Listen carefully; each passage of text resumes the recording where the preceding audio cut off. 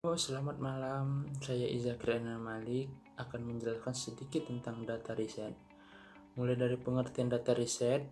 Data riset menurut Suharmisi Arikunto, data penelitian adalah segala cara, secara fakta dan angka yang dapat dijadikan bahan untuk menyusun suatu informasi.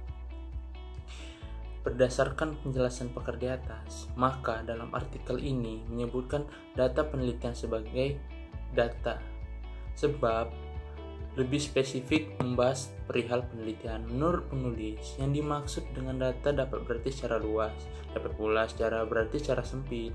Pengertian data di dalam arti luas adalah sekumpulan informasi yang dapat diolah, dibuat, dikirim, dan dianalisis.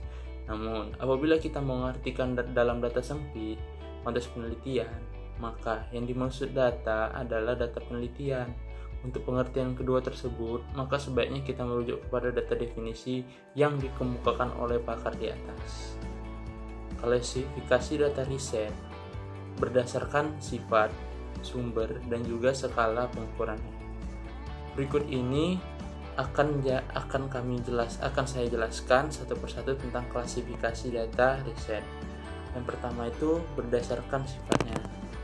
Berdasarkan sifatnya itu terdiri atas dua, yaitu data kuantitatif, data yang berupa angka-angka misalnya berat badan, luas rumah, tinggi badan, dan lain-lain.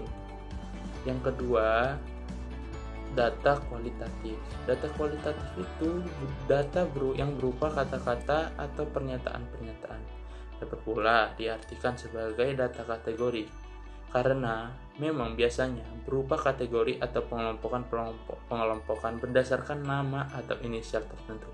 Misalnya kelompok PNS, kelompok petani, buruh, dan wira swasta, dan lain-lain. Data berdasarkan sumbernya. Berdasarkan sumbernya itu diklasifikasikan ada dua, secara primer dan secara sekunder. Secara primer itu data yang diperoleh langsung dari pihak yang diperlukan datanya. Kemudian, data sekunder itu adalah data yang tidak diperoleh langsung dari pihak yang diperlukan datanya. Kemudian, ada juga data berdasarkan skala pengukuran. Berdasarkan skala pengukurannya, data diklasifikasikan antara lain yang pertama itu data nominal. Data nominal itu salah satu jenis data kualitatif, di mana berupa kategori yang di antara kategori tersebut tidak ada perbedaan derajat yang lebih dan yang lebih tinggi dan yang lebih rendah. Misalnya, jenis kelamin perempuan dan laki-laki, di mana belum tentu lebih tinggi daripada laki-laki, belum tentu lebih tinggi daripada perempuan. Begitu juga sebaliknya. Ada juga yang namanya data ordinal. Data ordinal hampir sama dengan data nominal, hanya saja ada perbedaan derajat lebih tinggi dan lebih rendah. Misalnya tentang pendidikan, di mana pendidikan perguruan tinggi lebih tinggi daripada SMA, dan sebaliknya pendidikan SMA lebih rendah daripada perguruan tinggi. Ada juga data interval. Data interval itu termasuk dengan kelompok data kualitatif, di mana berupa angka-angka yang di dalamnya dapat dilakukan operasi matematika serta urutan antara satu data dengan data lainnya mempunyai rentan yang sama.